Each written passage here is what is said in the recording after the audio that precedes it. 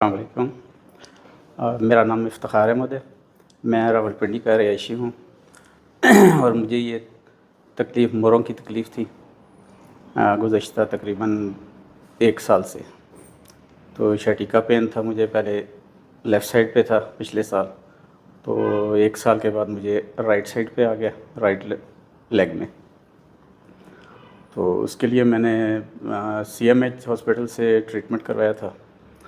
तो उसमें मेरे मोरों में इंजेक्शन लगा 2 मरतबा, लेकिन उससे मुझे कोई फ़र्क नहीं पड़ा। तो फिर मुझे सोशल मीडिया के ज़रिए पता लगा CPT का, तो मैं इनके पास आया। तो यहाँ पे मैंने अपना ट्रीटमेंट करवाया। तो अभी अल्हम्दुलिल्लाह मैं शैटिका पेन में मैं तकरीबन 70% क्योर कर गया हूँ, और जो शोल्डर पेन था मेरा उसमें मैं 90% में अभी बिल्कुल आराम महसूस कर रहा हूँ।